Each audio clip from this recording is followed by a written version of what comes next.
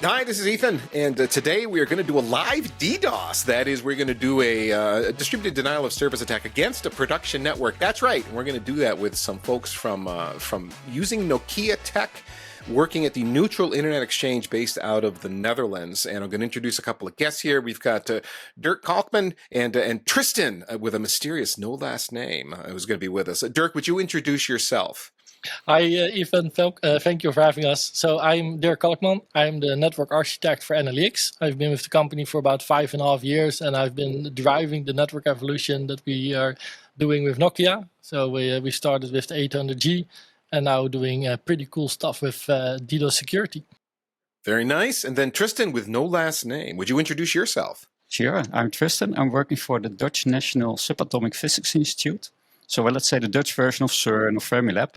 And because of that, we get a lot of data. So, for example, multiple 100 gigabits from the LXC experiments. And because of that, we have a lot of infrastructure to handle packets, but also to generate packets. Okay. Now, the magic here that this solution is based on, this DDoS mitigation solution, which is really what we're going to be demonstrating here, Dirk, is related to two key components from Nokia. One is Silicon, the FP5 network processor, and then Nokia Deepfield, which is the software component of this, and then the solution that you've built, putting all those pieces together. That's right? That's completely right. So what you see is the heart of the Deepfield Defender is the software and the knowledge they put into it. That's really what drives the solution. And they're very smart in utilizing their extremely powerful FP5 chip in handling that. So it's a perfect marriage, so to say. And the big deal with the chip for folks that aren't living in this world, when you're trying to do distributed denial of service mitigation, you need to be able to allow legitimate traffic to flow through to the endpoints while dropping all of the DDoS traffic that is flooding your line. And so to be able to do that effectively, you have to be able to be very granular to allow the legitimate flows through and the rest to get dropped. So you need a chip that can handle, what is it, lots of access list entries? You need to have a major amount of access list entries, but also the machine learning, the logic to roll it up. So if you just start putting ACLs for every IP that's attacking you, you will not manage. You don't have the entries. So the logic to see patterns in that and combine that to make it still manageable for your system. Okay, so I think we've got a good setup here. You want to share your screen and let's get a look at what there is to look at. Yeah, we can really dive into that one. This is Deepfield Defender. And this is just the web interface, right? They really did a cool job at it. You see already our little test, because before a live demonstration, we do like to test it before. And this is actually what we see now, is the ingress traffic of the exchange. So we use sampled mirror to monitor the traffic and see what's happening and that's technical data, right? So again, that's literally aggregate. That's everything. You got 125 to a roughly 150, not quite, gigabits per second coming through. We do a percentage per packet, so I think 1 in 10,000. So there's a little deviation in it. We're pushing at this point, we're pushing about 6 terabit per second on the exchange. And as soon as we're ready to demonstrate, we'll shoot something at it, and then you can see what's happening. So, well, what is the Defender showing me? Just real quick here. I'm just aggregate. This is just the general starting page of Defender. What is happening at this point at the exchange? So we have not enabled Defender yet for any customers. We're starting the pilot phase. So we have a test network where we're working with. That's Deco. And as soon as we have, that's where mitigation is enabled. So then we will see an active event, and we'll see an active mitigation starting, and we can see the traffic to the customer being dropped. Okay. Now, is there anything else that you want to show us before we actually kick off the attack? Well, I can show you so many things. So, but the most interesting, it sounds like the most interesting stuff is going to be, let's get some attack flows going and go from there. The interesting fun is the attack. So we'll go to the protected object, to Deco. And here we can see the actual traffic. So currently we are seeing about a gigabit of normal traffic. It's VPN tunnel traffic, so it's all legitimate. And what we'll see happening is as soon as Tristan will hit his magic button. May I? Well, Oh, so Tristan has no name because he's the bad guy. He's our attacker. Tristan is our bad guy. Ha. Ha! I'm the one with the magic button. He's Yes. the one with the magic button, and so yeah, if you're ready for it, we can just kick it off. Then I'll start just on the event, the standard page. Whenever you're ready. Go ahead, Tristan. Yeah, let us know when you've hit the button. Here we go. Well, now we're starting about a gigabit. Yep, so that's about a gigabit of random packets. We randomized every field in the packet just because we can. Yeah. And to make sure that Deepfield is really like, what the hell are you doing? This is not right traffic. This is some pretty disgusting traffic we're sending. So I'm just refreshing here to see if Deepfield already picked it up. It will take some time, and 30 seconds if you start waiting is a long time. Okay, we There see we an go. active event. Here we start. Initiating mitigation, ongoing, and here we have active mitigation to the customer. So here we have the event, and here you can see traffic detected and dropped. Okay, so there's a lot going on here that I want you to explain. So Deepfield has automatically detected that we were experiencing a DDoS. How did it do that? What just happened? Well, we sent sampled mirror traffic, so 1 in every 10,000 package we sent to the Deepfield servers, and they used the logic of Defender together with Secure Genome, that's their intelligent database, to detect if this is expected traffic or malicious traffic. So, for example, if you start getting lots of requests from parking meters from South Korea, that's not legitimate. But if Akamai, for example, will start a lot of HTTP traffic because there is an update of I don't know what system coming out, that's expected, right? So there's a lot of logic there built in. So what Deepfield will do is classify it. So you see in the ongoing mitigation, you see that it installed 283 filters to mitigate this attack. And if I start Does clicking that mean access list entries that got installed on a switch somewhere? Yeah, these are 283 access list filters installed. Okay. So that's really nice, right? So I can have about 265,000 of them on my ingress. So this is really cool. Okay, so that's on ingress, meaning this is flowing in. The Internet Exchange is seeing this traffic. Deepfield has detected it, has installed these filters to drop that traffic, so it's not making it to the customer.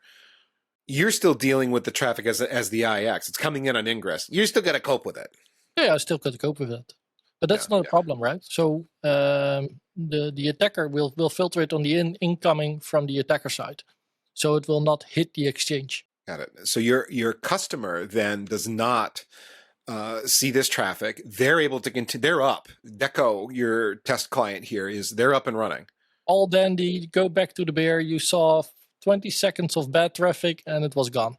So Dirk, as Deepfield detects the DDoS and applies these filters, does it cost you anything in the sense of network resources? I mean, it's just entries on the chip, right? It's just entries on the chip. We're not recirculating packets. So this is all inline. So it's not costing additional resources or insert delay or latency.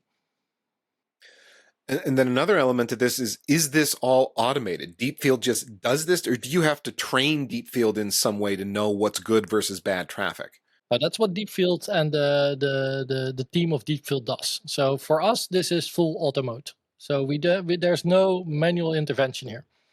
Okay. Does Deepfield live in the cloud, or are you running a Deepfield server cluster locally?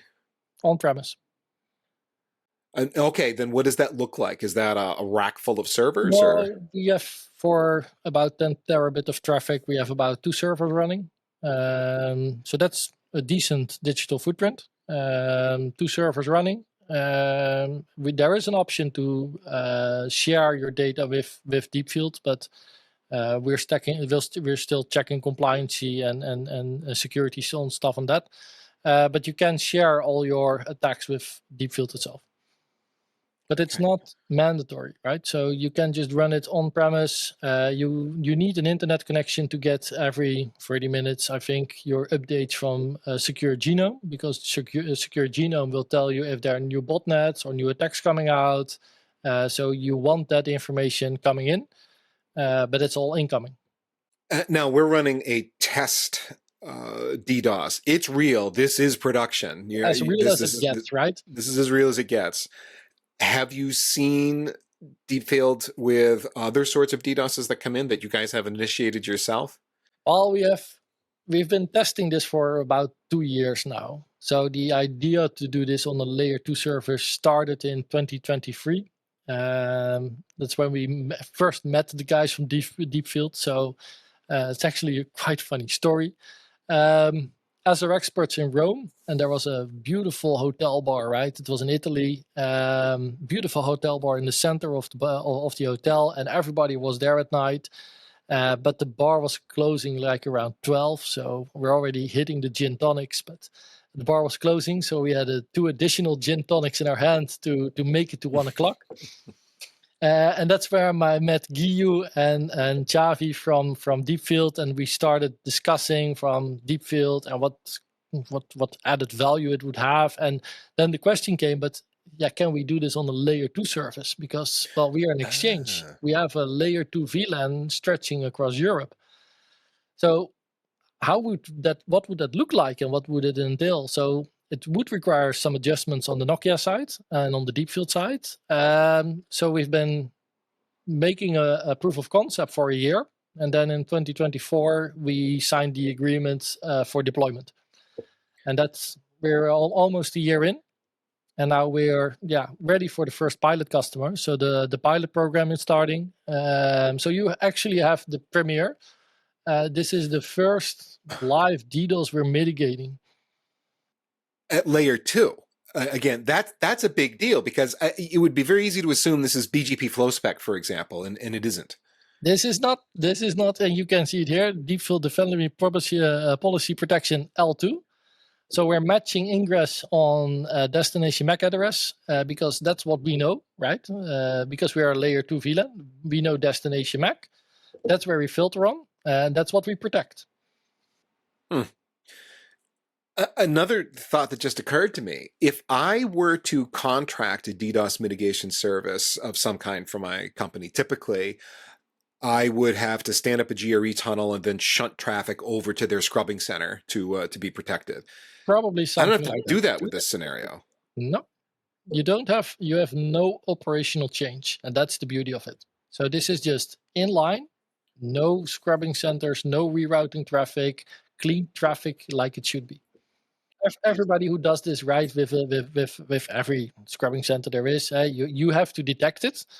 Then you have to make your communities, and you have to tell the global routing table, well, my traffic shifted to my scrubbing center. And then you hope everybody will accept that change in the next 5 minutes. But yeah, you're already under attack for 5 minutes.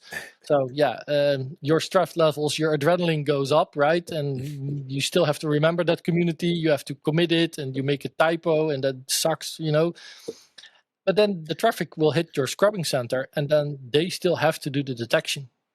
There is no sharing of knowledge. Well, you don't call your scrubbing center, well, there's a TCP SYN flood coming in, so you can already prepare the filters for me. No, they have to detect it, and then within any luck, within 10 minutes, your DDoS is mitigated. But your services are down for 10 minutes. Yep.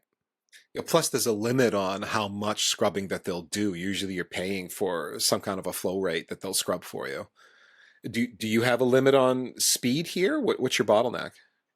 We don't have a limit on speed because we just have the filter capacity on the ingress. So if a customer is attacking another customer, the one is attacking, they can hit their port speed, but it will not bother the exchange. And then how fast can you go potentially? Is there like you guys? I remember you were talking like 800 gig access ports potentially for customers if they wanted that. Yeah. Yeah, so you can have 800 gig DDoS ports with us. We will filter it inline, no problem. But we have a connected He says capacity. casually.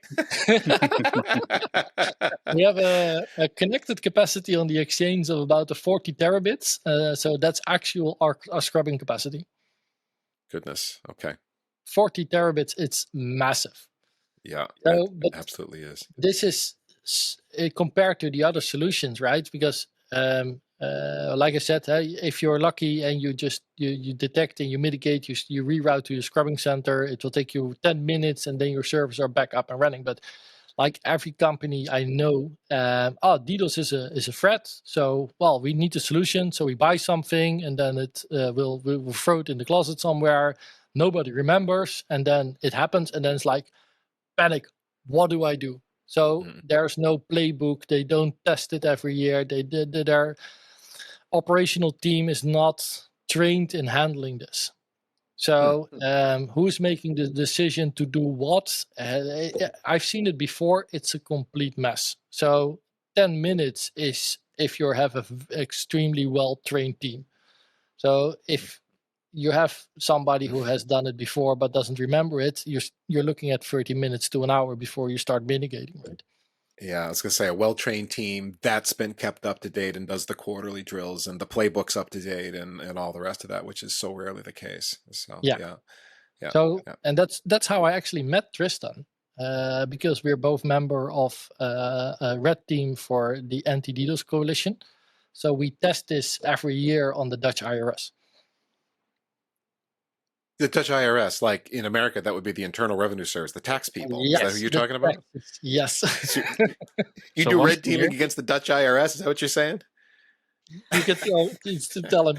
I can tell you once per year I'm allowed to attack our Dutch tax services. And I'm not getting picked up by some black van to some dark side and never see any light anymore.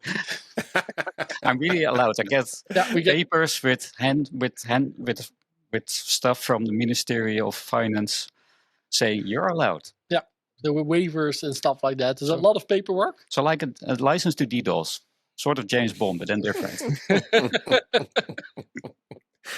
All right, so let's shut this attack down. I don't know that there's anything super exciting that happens, but let's shut it down.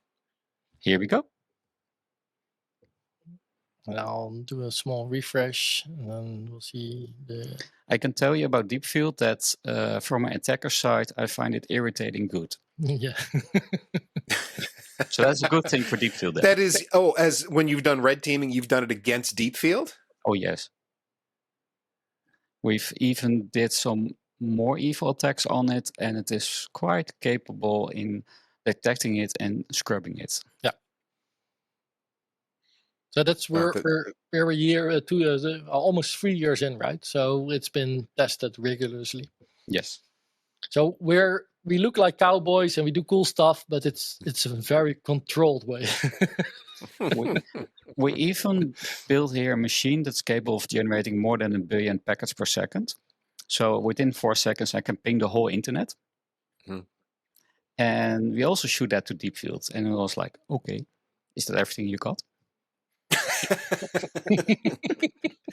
Is that all you got? Bring it. Yeah. Okay. So we put in even some, so the maximum we went was like 4 billion packets per second to the box because we didn't have any infrastructure left to throw at it. And I was still like, okay, no problem. Here you can see that the DDoS is gone. You only now see green traffic. Yeah. It will turn off the mitigation in a few minutes. Yeah, you see system idle now. So it will wait a few minutes and then it will remove the ACLs and return to normal. Okay.